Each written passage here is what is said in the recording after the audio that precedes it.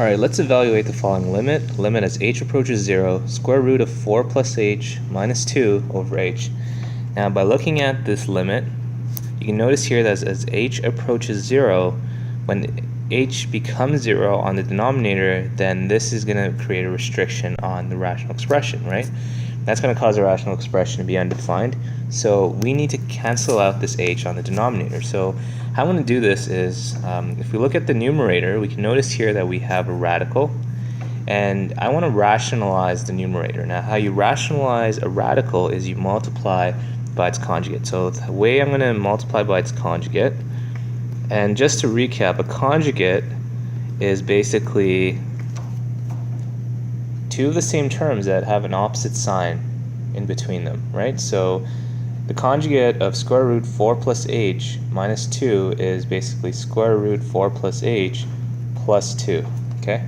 Now, when I'm multiplying this to the numerator, I want to also do that to the denominator to not change a thing, right? I want to keep the expression intact.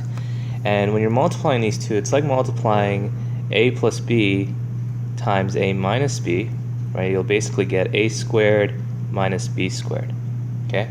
So you can pretend here that, and I'll just do that out here, you can pretend here that this guy is your a term, and you can pretend that this guy is your b term, and all you have to do is do a squared minus b squared, right? So if I do a squared minus b squared, then you're basically going to get 4 plus h squared minus 2 squared, and then I'm going to write out my denominator, so h times square root of 4 plus h plus 2.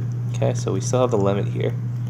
And if I simplify this, and I'm going to look at simplifying this guy, you're going to get 4 plus h, right, because the square root and the square cancel out, minus 4 over h times square root 4 plus h plus 2, okay, and the limit is still there. And you can see here that the 4 and the negative 4, they cancel out, right? So we're left with the h's. You can see that h is now a common factor on the numerator and denominator. So I'm just going to kind of get rid of the 4's here so it'll make it easier to look at, right?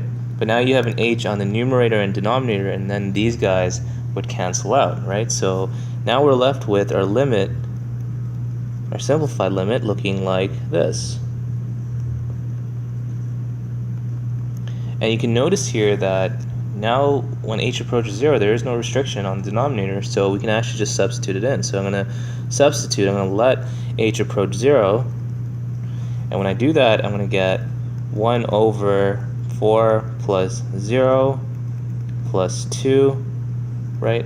And we're going to get 1 over square root 4. Recall that the square root is a plus minus, plus 2. So you can have two answers basically, right? So you can have basically 1 over plus minus 2 plus 2, right?